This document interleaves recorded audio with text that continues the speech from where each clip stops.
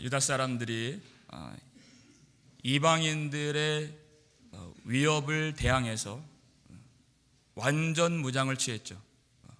그들이 한 손으로는 일을 하고 한 손에는 병기를 잡았는데 이렇게 했어요. 피곤한 싸움이지만 하지 않을 수 없는 싸움이기에 그들은 힘을 다해서 성벽 공사를 감당하고 또 무장하고 어떤 위협에도 그들이 대적할 수 있는 만반의 준비를 다 했던 것입니다. 그런데 바로 그때 예상하지 못한 곳에서 절망적인 일이 터진 것입니다. 우리 1절 말씀을 성경책을 보시면서 함께 읽겠습니다. 그때 백성들이 그들의 아내와 함께 크게 부르짖어 그들의 형제인 유다 사람들을 원망하는데 그러셨어요. 백성들이 동족 형제인 유다 사람들을 원망하는 일이 발생했다. 크게 부르짖고 그들에 대해서 원망하는 일이 생겼다. 3절의 마지막 보니까요, 지금은 어떤 때인가? 이 흉년에 그랬어요. 지금은 흉년의 때입니다. 먹을 것이 없는 그런 시기예요. 그런데 귀족들이, 부유한 사람들이 오히려 가난한 형제들을 돌보지 않고 착취하고 그들의 괴로움을 더 가중시켰던 그런 일이 발생해서 많은 사람들이, 백성들이 부르짖고 그 귀족들에 대해서 원망을 쏟아붓게 된 것입니다. 2절 말씀 보니까요, 어떤 사람은 말하기를 우리와 우리 자녀가 많으니 양식을 얻어 먹고 살아야 하겠다 하고 그랬어요. 하나님의 은혜 가운데 이방 땅에서의 포로 생활을 다 마치고 이제 고향 땅으로, 약속의 땅으로 드디어 돌아오게 되었어요. 기대하고 기쁜 마음으로 돌아왔는데 막상 와보니까 극심한 생활고에 시달리게 된 것입니다. 이제 먹을 것도 없고 돈도 없어요. 그들이 하는 말이 양식을 얻어 먹고 살아야 하겠다. 이 말은요, 우리가 어디서 양식을 구할 수 있으랴 하는 탄식의 말인 것입니다. 너무나도 절망적인 상황이에요. 더군다나 4절 보니까 어떤 사람은 말하기를 우리는 밭과 포도원으로 돈을 빚내서 왕에게 세금을 바쳤도다. 당시에는 유다 사람들이 페르시아 왕에게 세금을 바치도록 되어 있었습니다. 지금은 흉년의 때인데, 기근의 때인데 세금은 줄지 않고 더 늘어났어요. 이 막대한 세금을 감당할 수 없어서 그들이 집도 팔고 포도원도 팔아서 빚을 내서 세금을 내야 했던 그런 절박한 상황이었습니다. 이미 3절 보니까요, 밭과 포도원과 집이라도 저당 잡히고 그랬어요. 담보로 잡힐 수 있는 것들은 다 저당 잡혀서 빚을 낸 것입니다. 더 이상 저당 잡힐 것도 없고 팔 것도 없습니다. 마지막 하나 남은 것이 뭐냐면 자기 자식을 파는 것이에요. 그렇게 했다는 것입니다. 우리 5절 말씀인데요, 함께 읽겠습니다. 우리 육체도 우리 형제의 육체와 같고 우리 자녀도 그들의 자녀와 같거늘 이제 우리 자녀를 종으로 파는도다. 우리 딸 중에 벌써 종된 자가 있고 우리의 밭과 포도원이 이미 남의 것이 되었으나 우리에게는 아무런 힘이 없도다 하더라. 더 이상 팔 것이 없는 이 어쩔 수 없는 상황 속에서 자기 자식을 팔아야 하는 그 부모의 심정 어떻겠습니까? 여러분, 하나님은요 구속의 하나님이십니다. 구원이란 무엇인가? 하나님이 구원하신다는 것이 무엇인가? 억눌린 자를 자유케 하시는 하나님이십니다. 죄로 눌려있는 자들을 풀어 살게 하시는 하나님, 죄의 종노릇 하는 자들을 풀어서 하나님의 자녀가 되게 하시는 자비의 하나님이세요. 애굽 땅에서 종살이 했던 그 백성들의 부르짖음을 외면하지 아니하시고 하나님의 언약을 기억하시고 그들을 구속하신 능력의 하나님이십니다. 이방 땅 바벨론 땅에서도 그들이 부르짖을 때 하나님이 그것을 들으시고 그들을 건져내 주신, 구속해 주신 구원의 하나님이 되신다는 것이에요. 하나님이 이렇게 우리를 구속해 주시는데 이들이 돈이 없다는 이유로 자기의 아들과 자기의 딸을 남의 종으로 팔아야 하는, 다시 종노릇하게 만드는 이러한 일들이 얼마나 기가 막힐 노릇입니까? 아주 심각한 문제는 어디 있느냐? 하나님의 언약이 흔들리고 있다는 것입니다. 여러분, 하나님이 아브라함을 부르실 때 크게 두 가지를 약속해 주셨는데 무엇을 주신다, 무엇을 주신다 이렇게 계속 약속해 주셨어요. 첫 번째가 아들을 주겠다. 아들을 주겠다. 두 번째가 뭐예요? 땅을 주겠다. 땅을 주겠다. 이 두 가지가 하나님의 나라인 것이에요. 하나님의 아들을 주시겠다. 땅을 주시겠다. 근데 지금 위협은 어떤 것입니까? 자식들이 종으로 팔려가고 있는 것이, 남의 소유가 되고 있는 거예요. 그들의 피가, 그들의 이름이 계승되지 못할 위기에 처해 있다는 것이에요. 그리고 5절 중간에 보니까 우리의 밭과 포도원이 이미 남의 것이 되었으나 그랬어요. 많은 이 땅도 지금 남의 소유로 넘어간 상황인 것입니다. 하나님의 언약의 위기를 맞이한 게 된 것이에요. 이것을 보고 느헤미야가 어떻게 반응합니까? 우리 6절 말씀인데요, 함께 읽겠습니다. 내가 백성의 부르짖음과 이런 말을 듣고 크게 노하였으나, 크게 분노했다. 이렇게. 왜 분노가 일어났을까요? 이 백성들 속에서 하나님의 백성의 모습들이 나타나지 않았기 때문에 크게 분노가 일어난 것이에요. 여러분, 하나님은 어떤 분이십니까? 하나님은 가난한 자들을 지극히 생각하시는 하나님이십니다. 가난한 자들을 돌보시는, 고아의 아버지가 되시고 과부의 재판장이 되시는 가난한 자들의 하나님이신 것이에요. 그래서 신명기 15장 7절 8절 말씀 보면 이렇게 되어 있어요. 내가 사는 성읍에 가난한 형제가 함께 거주하거든 너희는 그 형제에게 마음을 완악하게 하지 말며. 그랬어요. 여러분, 이것이 우리의 연약함이에요. 가난한 형제를 볼 때 마음을 완악하게 닫아버린다는 것이, 너희는 그렇게 하지 말라는 것입니다. 두 번째, 너희의 손을 움켜쥐지 말고 너희 손을 펴서 그에게 필요한 대로 쓸 것을 넉넉히 구워주라 이렇게 되어 있어요.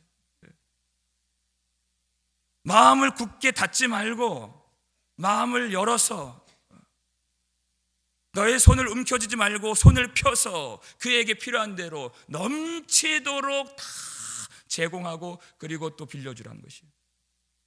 왜냐하면 우리가 가진 것은 내 것이 아니기 때문에 모든 토지, 모든 땅은 다 하나님의 것이라 그렇게 됐어요. 하나님이 주신 것이, 하나님이 진정한 소유주가 되신다는 것이, 우리는 청지기일 뿐인 것입니다. 내 것이 어디 있습니까? 다 아버지의 것이죠. 하나님의 일에, 하나님의 영광을 위한 일에 사용되도록 쓰라고 주신 것입니다. 그러니까 마음을 굳게 닫지 말고 마음을 열라는 것이, 그리고 손을 움켜쥐지 말고 손을 펴라는 것이, 그럼 하나님이 또 채우시고 또 부으시고 또 채워주셨어요. 하나님의 나라, 하나님의 이름의 영광을 위해서 하나님이 그 교회를, 그 백성을 써주신다는 것입니다. 여러분, 지금 이 유다 사람들이 예루살렘 성벽을 재건하고 있어요. 이 성벽이 아무리 잘 세워지면 무슨 의미가 있겠느냐, 무슨 소용이 있겠느냐.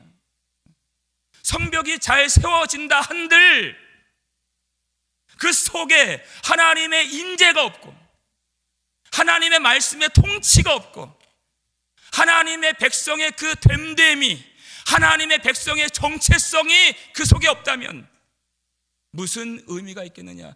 그 성벽은 그저 죽은 돌 성벽에 지나지 않을 것이다 라는 뜻이에요. 아무것도 아닌 것입니다.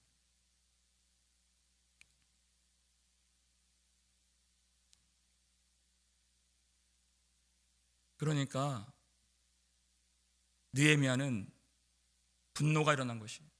이 일을 어떻게 해결해야 되겠는가. 하나님의 마음이 내려와서 주신 분노인 것이에요. 자, 이제부터 이제 느헤미야가 이 일을 해결하고 있는 내용입니다. 7절 말씀인데요, 함께 읽겠습니다. 깊이 생각하고 귀족들과 민장들을 꾸짖어 그들에게 이르기를 너희가 각기 형제에게 높은 이자를 취하는도다 하고 대회를 열고 그들을 쳐서. 귀족들, 민장들은 지도자들을 말하는 거예요.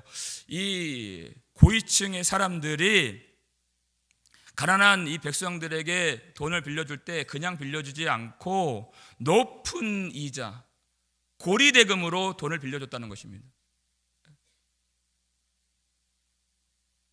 하나님은 어떤 분이시라고 했어요? 가난한 자들을 살피시는 하나님.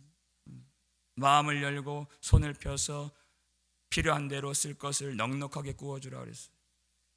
그렇게 해도 모자른데 이 사람들은 이 형제들의 어려운 형편을 자기 재산을 증식하는, 자기 배를 더 불리는 기회로 악용을 했다는 것입니다. 이 흉년의 때 전혀 하나님의 백성의 모습들이 나타나지 않고 있었다. 율법을 보면 아주 여러 차례 돈이 없어서 빌려주는 일이 있을 수 있는데 그때 이자를 받지 말라. 왜 이자를 받지 말라고 하셨을까요? 이자를 받는 것은요, 고대 근동에서 이방인들 속에서 있는 풍습이에요. 여러분, 가난한 사람이 돈이 없어서 돈을 빌렸습니다. 근데 그 가난한 사람이 더 그 삶이 피폐하게 되는 것을 우리는 많이 봐요. 무엇 때문에 그래요? 이자가 너무 높기 때문에 그런 거예요. 처음에 원금은 아주 작은데 나중에 이자가 높으면 그 빚이 눈덩이처럼 불어나게 되는 것입니다. 그 빚의 늪에서 헤어나오지를 못하는 것이, 그게 세상 나라예요.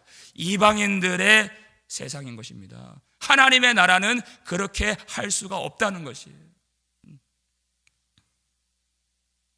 하나님의 나라는 하나님께서 참된 주인이심을 알고, 나는 하나님의 종인 것을 알고, 하나님이 주신 것을 내가 잠시 맡는 청직이임을 깨닫고, 하나님이 내게 구속의 은혜를 베풀어 주신 그 마음을 본받아서 우리가 죄인 되었을 때, 우리가 죄 종로로 탈 때 아무 공로 없는, 자격 없는 우리를 구원해 주신 하나님의 사랑을 우리가 깨닫고 주님의 마음으로 지금도 억눌려 있는, 지금도 고난 가운데 있는, 그리고 죄 가운데 있는 형제들을 건져내는 그 일을 하는 것이 하나님의 구속을 받은 하나님의 백성의 모습인 것입니다.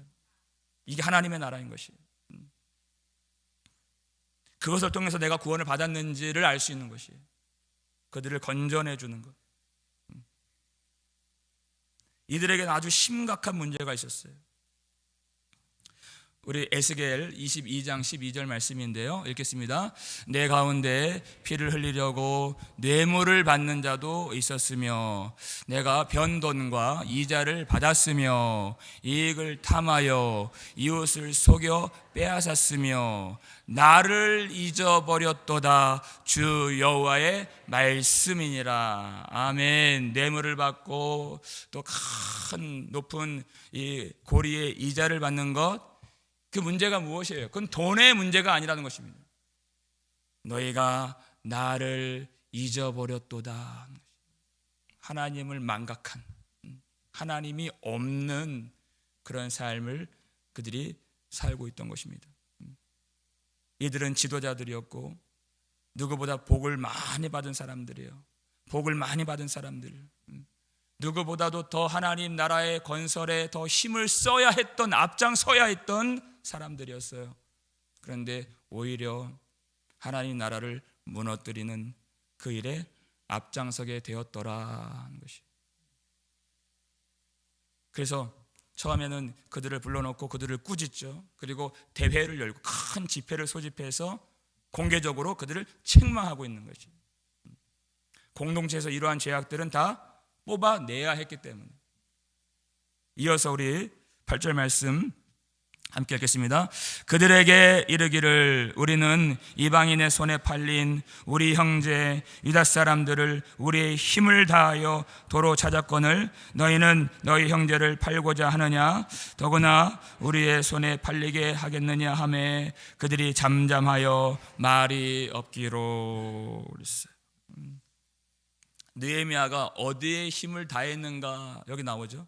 하나님의 은혜 속에서 이방인들에게 팔린 동족 형제들을 거기서 건져내는 일에 우리가 힘을 다하여.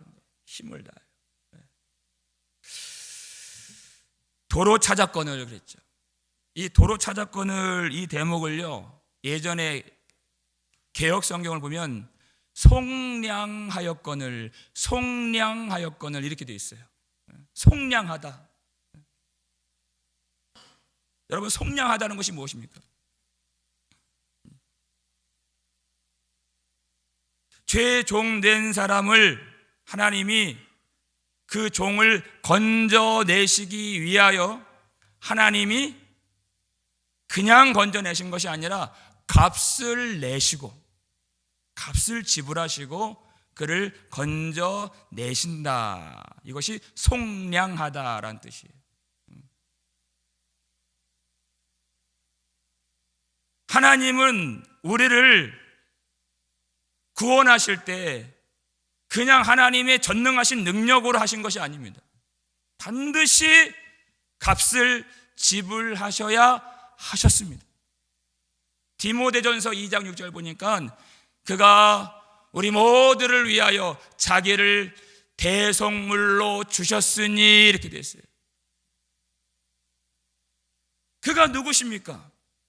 하나님이 우리를 건져내실 때 반드시 값을 지불하셔야 하셨는데 우리 구주 예수께서 우리를 위하여 지불되신 대속물이 되시고 속전이 되셨다는 것입니다.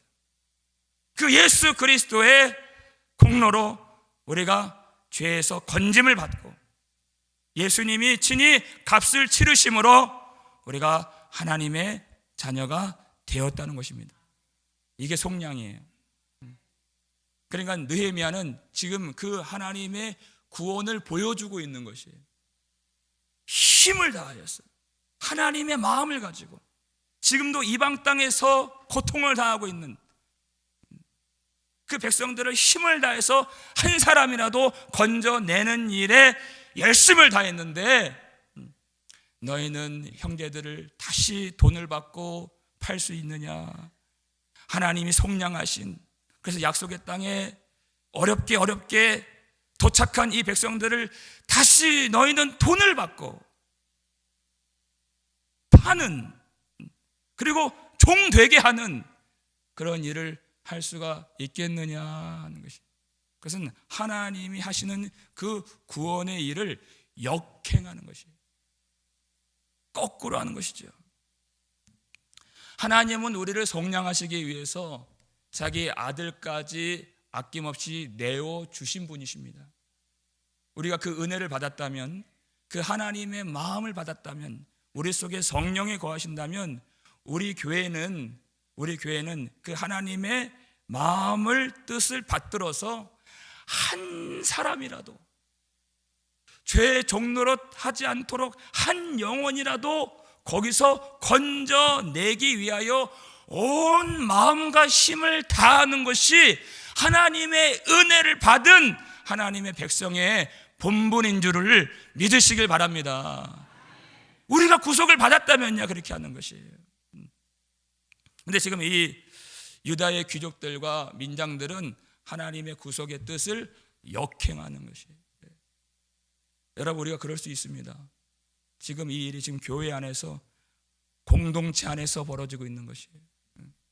하나님의 은혜를 받았다 하면서 하나님의 뜻과 하나님의 구속의 목적과는 정반대되는, 거꾸로 가는 하나님의 구속의 일과 역행하는 그런 일을 할 때가 많이 있어요. 우리의 무정함으로, 우리의 덕 없음으로 많은 사람들을 실족하게 하는 일이 왜 없겠습니까? 야고보서 2장 2절 3절을 보면요, 그렇게 되어 있어요. 예배를 드리는 회당에, 교회죠, 교회에 금 가락지를 끼고 아름다운 옷을 입고 있는 누가 봐도 부자인 사람이 탁 들어와요. 그러면 사람들이 뭐라고 얘기한다는 겁니까? 여기 좋은 자리에 앉으소서 한다는 거예요.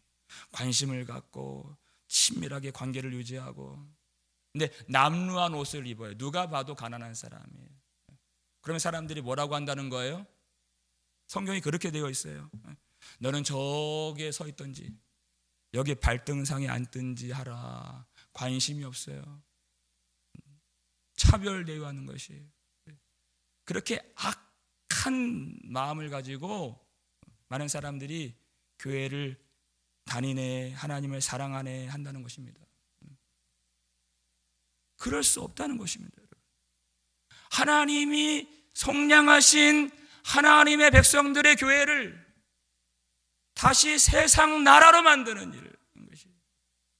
하나님이 죄에서 건져내 주신 하나님의 백성들을 다시 우리의 완악한 마음, 우리의 부덕한 행실로 그들을 다시 상처의 종노릇하게 만들고 고통의 억눌림을 받게 만들고 하나님의 은혜와 하나님의 영광을 보지 못하게 가로막는, 지금 이스라엘 백성들이 성벽을 지금 굳건하게 세우려고 온 힘을 다해요. 한 손에는 일을 하고 한 손으로는 병기를 잡고 그렇게 일을 하는데, 여러분, 정말 하나님의 나라를 무너뜨리는 그 세력이 어디에 있습니까? 저 밖에 있는, 외부에 있는 그들이 하나님의 나라를 지금 무너뜨리려고 하는 것이 아니라 지금 이 장면에서는요, 어디에 있습니까?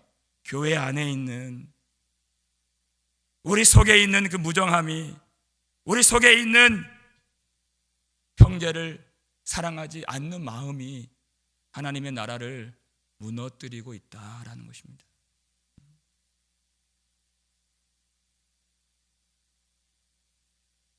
이 일을 어떻게 해결해야 되겠는가? 우리 9절 말씀 이어서 함께 읽겠습니다. 내가 또 이르기를 너희의 소행이 좋지 못하도다. 우리의 대적 이방 사람의 비방을 생각하고 우리 하나님을 경외하는 가운데 행할 것이 아니냐 그랬어요. 너희의 소행이 좋지 못하도다 그랬어요. 정확하게 책망하고 지적을 해주고 있습니다. 그들은 부자고, 그들은 힘 있는 사람들이고, 그들은 권력자고, 그들은 지도자들이지만 너희의 소행이 좋지 못하도다. 무엇을 또 생각해요? 우리의 대적 이방 사람의 비방을 생각하고, 이방인들이 얼마나 비방하고 조롱하겠느냐.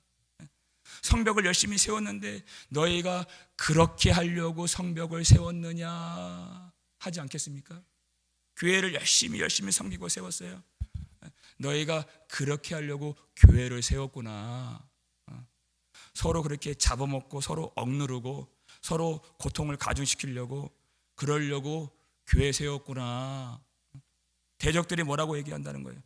너희들이 서로 그렇게 억누르는데 우리가 할 것이 아무것도 없구나. 왜? 스스로 자멸하는데, 스스로 무너지는데 대적들이 할 일이 무엇이 있습니까? 그렇게 비방을 한다는 것입니다. 여러분, 교회 안에 사랑이 없게 된다면 마귀가 얼마나 교회를 조롱하겠어요? 너희가 그거 하려고 교회를 세웠구나. 스스로 무너지는 교회를 보면서 마귀가, 대적들이 우리가 할 것이 아무것도 없구나 한다는 것을 생각하라는 것이에요. 그리고 누구를 생각합니까? 하나님을 생각하는 거예요. 이 일이 어디서부터 비롯되게 되었는지 여러분 잘 보십시오. 이거는 흉년 때문에 일어난 일이 아닙니다. 이거는 돈의 문제가 아니에요. 경제적인 문제가 아니에요. 이 9절의 마지막 보니까 어떻게 되어 있습니까? 우리 하나님을 경외하는 가운데 행할 것이 아니냐. 뭐가 문제예요? 하나님을 경외하지 않는 문제인 것입니다. 경제적인 문제가 아니에요. 그들에게 하나님이 보이지 않는 것이 문제라는 것이에요. 그들이 하나님을 진정으로 믿는다면, 하나님의 임재를 그들이 경험했다면, 하나님 지금 여기에 계시고 나를 보시며 나와 함께 하시며 하나님이 참 주인이심을, 그리고 하나님이 상을 주시는 분이심을, 우리 모든 삶을 결산하시는 주인 되심을 우리가 믿는다면 그렇게 할 수가 없는 것이죠. 이것은 하나님과의 관계의 문제인 것입니다. 내가 정말 하나님을 아는가의 문제, 내가 하나님을 정말 두려워하는가의 문제, 하나님을 사랑하는가의 문제, 내 안에, 내 속에 하나님이 계신가 계시지 아니하신가의 문제인 것입니다. 내 속에 하나님이 계신다면 하나님을 날마다 경험하고 하나님을 경외할 수밖에 없는 것입니다. 이 귀족들과 민장들 가운데에는 하나님을 보지 못하는, 다 맹인이 되어서 하나님의 살아계심을, 하나님의 임재하심을, 하나님이 상 주시는 분이심을 보지 못하는 그 문제가 있는 것입니다. 여러분, 이 공동체를 사랑하고 형제를 진정 사랑하는 것은 우리에게 있어서 절대적으로 중요한 문제인 것입니다. 절대적으로. 그건 해도 되고 안 해도 되는 그런 문제가 아니에요. 이 말씀이죠. 요한일서 4장 20절 말씀 함께 읽겠습니다. 누구든지 하나님을 사랑하노라 하고 그 형제를 미워하면 이는 거짓말하는 자니, 보는 바 그 형제를 사랑하지 아니하는 자는 보지 못하는 바 하나님을 사랑할 수 없느니라. 형제를 사랑하는 것, 보이는 공동체를 사랑하는 것은 아주 중요해요. 아주 절대적으로 중요하다고 그랬어요.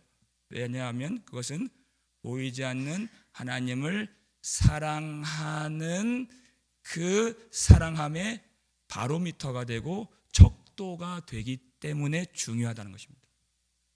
내가 하나님을 사랑합니다 하면서 내 옆에 있는 형제를 사랑하지 않는 것은 거짓말하는 자요 그랬어요. 하나님을 전혀 사랑하는 것이 없는 자다, 이렇게 된 것이. 그러니까 우리가 은혜를 받고 이 복음을 통해서 하나님이 나를 구속해 주신 그 놀라운 다음이 없는 그 사랑을 깨닫게 되었다면, 하나님의 사랑을 알게 되었다면 뭐가 바뀌어요? 내 옆에 있는 형제에 대한 태도가 바뀌는 것이에요. 내 아내를 향한, 아내에 대한, 내 남편에 대한, 내 이웃에 대한, 그리고 공동체에 대한 태도가 바뀌는 것이에요. 그게 은혜를 받은 것이에요. 그 보이는 형제를 사랑함으로써 보이지 않는 하나님을 향한 사랑을 배우고 경험하고 누리는 것이.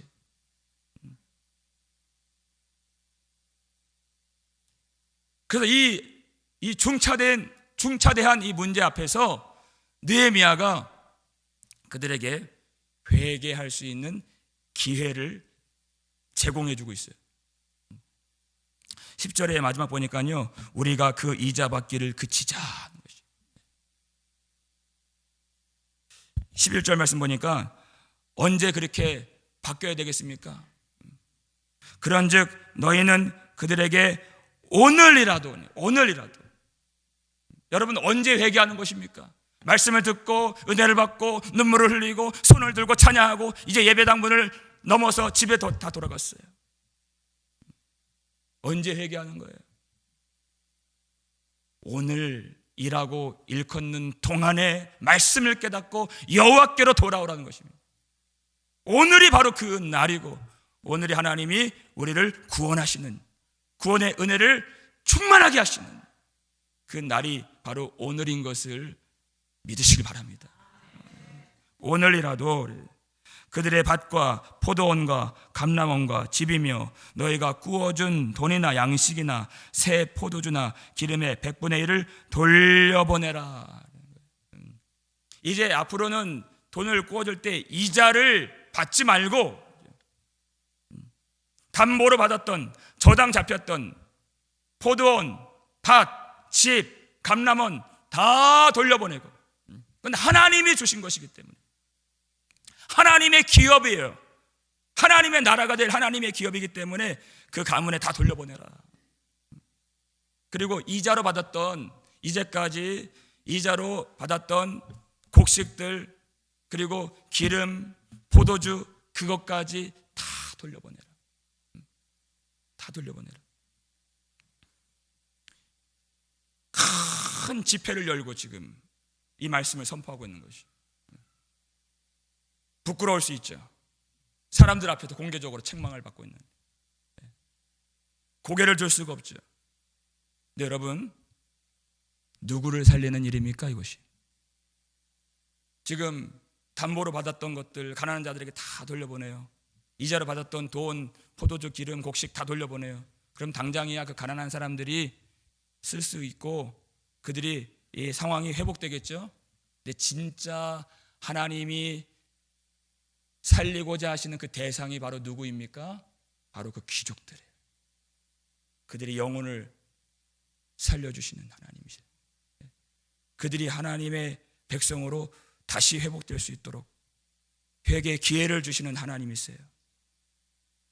그들은 탐심에 눈이 먼 맹인된 사람들, 하나님이 없는 사람들, 하나님을 경외하지 않는 사람들이었고 하나님의 심판의 경과 끝에 달린 사람들이었어요. 근데 하나님은 그들을 버리지 아니하시려고 회개를 촉구하시고 회개할 수 있는 기회를, 오늘 당장 그들이 구원의 기쁨이 회복될 수 있는 그 기회를 주시는 자비하신 하나님이신 줄을 믿으시길 바랍니다. 그게 바로 회개인 것이에요. 자, 그렇다면 이 집회 가운데에서 그들이 이 말씀을 어떻게 받느냐, 이 말씀을 그대로 수용할 것인가, 아니면 그 말씀을 물리치고 자기네 습관대로, 자기 살았던 방식대로 그대로 살 것인가, 그게 중요하죠. 우리 12절 말씀 함께 읽겠습니다. 그들이 말하기를 우리가 당신의 말씀대로 행하여 돌려보내고 그들에게서 아무것도 요구하지 아니하리이다 하기로 내가 제사장들을 불러 그들에게 그 말대로 행하겠다고 맹세하게 하고. 아멘. 그랬어요. 당신의 말씀대로 행하여 돌려보내고 그랬어요. 그렇게 말만 한 것이 아닙니다. 13절 마지막 보니까 여호와를 찬송하고 백성들이 그 말한 대로 행하였느니라 한 것이, 그 말씀대로 다 그대로 수납하고 수용하고 받아들이고 그 말씀대로 다 순종하고 담보 잡았던 것들 다 돌려주고 이자로 받았던 것들 다 돌려보내 주었다는 것이에요. 여러분, 이게 교회인 것입니다. 이게 교회예요. 그 전까지는 너무나도 망가진 모습, 너무나도 부끄러운 모습이에요. 그럼에도 불구하고 하나님의 말씀이 선포되고 하나님이 주시는 그 생명의 기회, 그 회개의 기회가 선포되었을 때 그 말씀을 붙들고 눈물을 흘리고 자기 것을 다 내어놓고 하나님의 말씀의 길로 걸어가는 백성들의 모임이 진정한 살아있는 교회인 줄로 믿으시길 바랍니다. 죄가 없다는 얘기가 아니에요. 연약함이 있습니다. 부끄러운 모습이 있습니다. 몰라서 그렇죠. 구석구석 면면이 들여다보면 참 무너진 모습들이 많이 있어요. 어떤 사람들은 그 모습을 보고 이게 교회야. 그러게 손가락질하고 판단하고 다시는 돌아보지 않아요. 그렇지 않습니다, 여러분. 주님은 그렇게 안 하십니다. 문제가 많고 부끄러운 일이 많이 있지만 우리 주님은요, 고치시는 하나님이십니다. 그대로 두지 아니하시고 판단은 누구나 할 수 있어요. 손가락질 하는 거, 정죄하는 건 누구나 할 수 있는 거예요. 그렇게 판단하시고 그냥 외면하시는 우리 주님이 아니시라, 우리 주님은 말씀을 통해서 우리의 영혼을 소생시켜 주시는 생명의 주인 되심을 믿으시길 바랍니다. 우리에게 회개의 기회를 주시고 더 중요한 것, 그 회개를 이루어 주시는 하나님이세요. 회개 역사를 성령을 통해서 부어주시는 하나님 되십니다. 하나님은 우리를 살려주시는 분이십니다. 살게 하시는, 정말 구속의 은혜를 주시는 분이세요. 그래서 결국에는 이 교회를 그 넓은 품으로 품어주시는 하나님, 회복시켜주시는 하나님이시죠. 예수님이 여리고를 지나가실 때 딱 한 사람의 집에 들어가셨어요. 많은 무리들이 모였지만 다 한 사람 집이에요. 누구의 집에 들어가셨나요? 세리장 삭개오의 집에 들어가셨어요. 세리장이라고 하는 것은 자기의 어떤 그런 권한을 가지고 권력을 가지고 많은 사람들의 재물을 토색하고 빼앗고 착취하고 백성들을 억눌렀던 그야말로 나쁜 사람입니다. 욕이 그냥 절로 나오는 사람이에요, 삭개오는. 근데 예수님이 그 삭개오의 집에 들어가시는 거예요. 왜? 예수님은 고치시는 하나님이시기 때문에, 생명을 주시는 분이시기 때문에. 예수님이 들어가시니까 어떤 역사가 일어나요? 삭개오 안에 있는 죄가 밖으로 나가게 되는 것이. 예수님 회개를 이루어 주시죠. 누가복음 19장 8절 보니까 그가 뭐라고 고백합니까? 주여 보시옵소서, 나의 소유의 절반을 누구에게 준다 그래요? 가난한 자들에게 주겠사오며 내가 누구의 것이든 속여서 빼앗은 것이 있다면 내 갑절로 갚겠나이다. 회개의 역사를 이루어 주시는 예수님, 그가 은혜를 받고 예수님을 진정 영접하게 되니까 죄가 나가게 돼요. 오늘 구원이 이 집에 이르렀느니라 선포하시죠, 예수님이. 여러분, 구원을 받게 되니까 어떻게 돼요? 그 사람이 누구에 대한 관심이 생겨요? 무엇에 대한 눈이 열려요? 자기 배만 불리고 자기 재산만 증식하기를 원했던, 그것만 모았던 삭개오가 자기 재산의 절반을 가난한 자들에게 주겠사오며. 이게 구원을 받은 자의 모습이라는 것입니다. 이게 회개의 역사예요. 여러분, 우리가 하나님의 나라를 재건하고 건설하는 하나님의 백성으로 부르심을 받은 줄로 믿습니다. 그 하나님의 나라를 건설하는 그 일이 무엇을 통해서 되는 것인가? 우리 공동체의 사랑이 다시 재건됨으로써, 형제를 위한, 형제에 대한 그 사랑이 다시 회복됨으로써, 공동체성이 다시 재건됨으로써 하나님 나라가 재건되는 것을 아실 수 있기를 바랍니다. 여러분, 우리는 하나님 백성인데, 하나님이 내가 너를 사랑하노라 하는 하나님 백성인데, 왜 하나님 백성들을 많은 순간 흉년의 때를 만나게 하시고 가난을 겪게 하시고 그리고 기근의 어려움을 만나게 하시는가? 왜 흉년을 하나님이 허락하시는가 하는 거예요. 그 이유가 무엇일까요? 이 험한 세상에서 살 수 있는 유일한 방법은, 이 어두운 세상에서 살 수 있는 유일한 방법은 하나님이 우리에게 내려주신 그 사랑, 그 사랑으로 서로를, 형제 자매를 진실하게 사랑함으로써 만이 이 세상을 이길 수 있다는 것을 배우게 하시려고, 그냥 머리로만 알게 하시는 것이 아니라 경험함으로써 알게 하시려고 우리에게 주신 이런 일들인 것을 여러분 아실 수 있길 바랍니다. 우리 교회는요, 많은 것들이 넉넉한 교회가 아니에요.